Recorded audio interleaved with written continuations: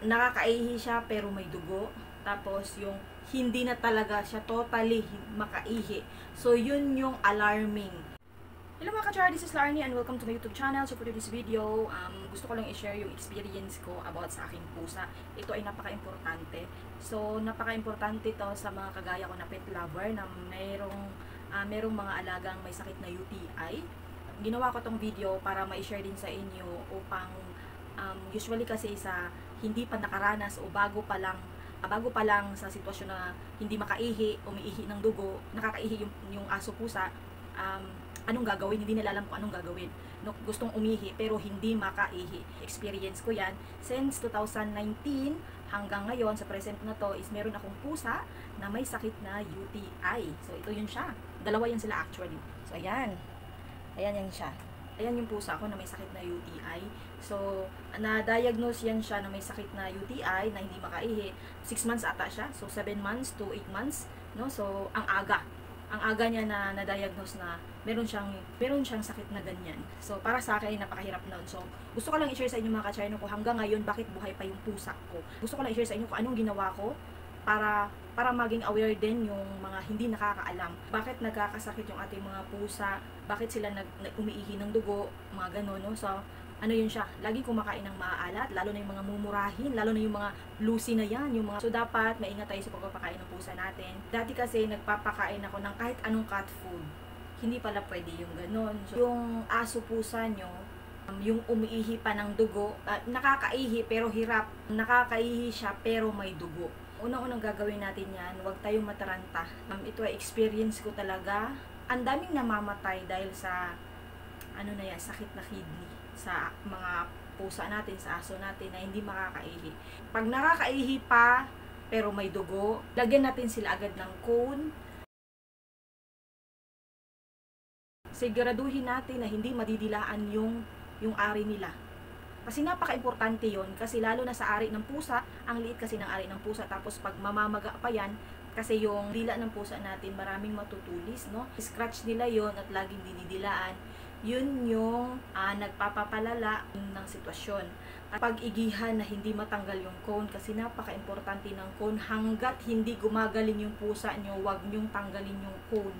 Malagyan muna ng cone, painumin agad siya ng antibiotic. Ayan. Ito yung antibiotic, no? So, pinapainom ko yung pusa ko. Ano kasi ito siya, magkadikit na ganito. So, hinahati ko lang to. Ito naman ay mga reseta ng doktor, no?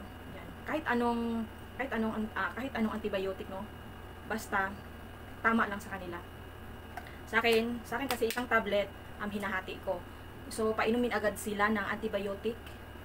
Kunwari, ngayon umihi, nilagyan na ng cone, painumin mo na agad. Good for 7 days. Anong oras mo pinainom ng antibiotic? Dapat ganun din yung oras na pagpapainom mo sa kanya. After 1 hour na pagpapainom ng antibiotic, isunod yung DS. Buo ang ipapainom nyo nito. Nagpainom ako nito is 3 weeks. So, ito naman, ipapainom to siya sa gabi. Kunwari, alas 7. So, pwede mo siyang half lang ipainom nito o buo. Sa akin, buo ko pinapainom nito 1 month. No? So, after 1 hour, sa gabi to, sa gabi. Ito namang Cystocure. Yan. So, ang Cystocure kasi is malaki siya na bilog na ganito. Yan. Ganito siya. Pasang tablet. Ito naman is hinahati ko sa 4. Yun yung nakareseta. Sa isang tablet, 4 na inuman siya. Yun yung 4 na gamot mga ka-chino. Tapos itong cone. Ito ay napaka-importante. Tandaan, pag umiihi pa lang ng dugo, dapat meron na kayong cone. Tapos itong 4 na gamot is napaka-importante ito sa kanila. Sinishare ko to kasi ang daming namamatay na mga pusa nang dahil lang sa nakakaihi ng dugo. Hindi na alam, tapos lumala, hindi na makaihi hanggang sa pumutok yung kidney nila. Mamatay, so kawawa, diba? So ito mga ka-chino, proven to, gamit na gamit sa akin to. Kasi yung pusa ko, dalawa silang may sakit na kidney. Papakita ko sa video na dalawa yung pusa ko, nagkakaroon sila ng sakit. Na umiihi ng dugo, tapos hindi nakakaihi. So pag-uusapan naman natin yung pusa natin na hindi na makaihi. Nakakaihi siya pero may dugo. Tapos yung hindi na talaga siya totally makaihi. So yun yung alarming. So, dapat pag once hindi na makaihi yung pusa natin, yan siya dapat i-catheter na siya. Pag i-catheter mo na siya, so dapat talaga siya dalhin sa vet, no? Kasi lalagyan sila ng catheter doon. Tapos ang halaga ng catheter is 500. So syempre pag vet, ang dami nilang i-check, yung mga ano nila, so sabihin nyo na lang na huwag nyo na lang isama yan, Dok. Importante ma-catheter yung pusa ko. So kailangan yan siya i-confine ng 3 days. Pag once hindi na makaihi yung pusa nyo or aso nyo, kailangan nyo talagang pagtiyagaan o pagsikapan na maano sila makateter. Kasi yan yung pinaka-importante para maibalik natin sila sa normal.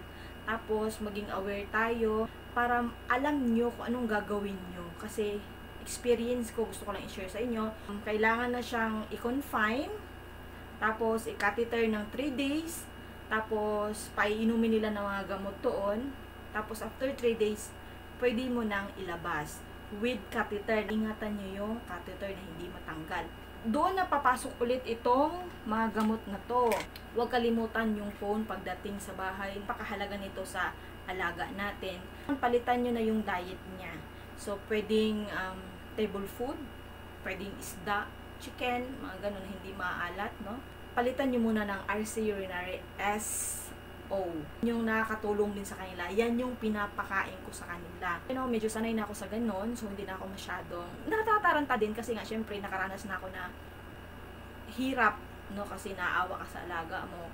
So, dapat, once yung pusa ko nagkakasakit na ganyan, kasi minsan hindi talaga maiwasan na nakakain ng, kasi marami din akong pusa, kasi iba-iba sila ng mga pagkain na minsan naiiwan, kinakain. So, pag once kasi meron na silang sakit na kidney, na gano'n na nga, nagre-react sila talaga agad. So, dapat maingat tayo sa pagpapakain, lalo na yung mga sensitive natin na pusa. Dapat may makapanood nito sa mga alaga nila kasi napaka-importante itong mga sinasabi ko, lalo na sa mga baguhan na nag-aalaga ng pusa na nakakasakit ng UTI na maraming namamatay dahil lang nakaihi ng dugo, nagkomplikasyon, tapos hindi makaihi, no? So, malala yung ari ng pusa, tinatanggal, ginagawang pek-pek. So, napakahirap na yun, no? So, mag-ingat tayo sa mga pinapakain natin, no? Kung pwede, pag once may sakit na ganyan, huwag mo nang pakainin ng iba, kundi RC Urinary SO. Yun yung mga 6 months na pakain. Sa akin lang naman, may isang pack lang, maubos nila yun, okay na. Tapos, palitan ko na ng RC Urinary. So, yun lang yung pinapakain ko. Hindi na ako nagpapakain ng iba. Kung meron man wet food, isda, or chicken, huwag nyo nang pakainin ng ibang cat food. Kasi magre-react talaga yan sila. Naintindihan niyo itong video ko to mga ka-charno kasi alam kong makakatulong to sa mga baguhan na may mga alagang aso o pusa, no? So, sundan nyo lang yung mga sinasabi ko. Napaka-importante yon para hindi na kayo mag-alala, para hindi na tayong gumastos ng malaki. Itong mga gamot na mga sinasabi ko, dapat ready na kayo nito. Lagi kayong meron nito. Stock talaga kasi minsan, lalo na pag hindi maiwasan makakain ng mga iba't iba, as in bumabalik yung sakit nila, as in bumabalik-balik. Pag napapakain ng bawal, lalo na pag maalat, lalo na yung mumurahin ng mga cat food. So, dapat meron kayong ganito. Ewas vet kasi ang mahal ng vet talaga. Halos naman nabili ko to sa Shopee. Sa amin kasi dito Tongs ko. Iba sa mga pet shop do. Pero mas mahal kasi doon pag doon tayo bumili, no? So, pwede din pa isa-isa kung hindi kaya, no? So, basta ang isang piraso kasi nito is 10 piso, no? So, syempre pag once nakabili ka ng isang ganito is makakamura ka talaga. Tapos, kung ito yung mas mahal-mahal sa kanila, mabot ng ano ata to eh. 2K.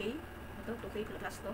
Napaka-importante, mahal kasi ito eh. So, nakakabili din nito ng patingiti, mga 20 plus yung isa, ganun, o 30 plus. 4 na inuman na naman yun.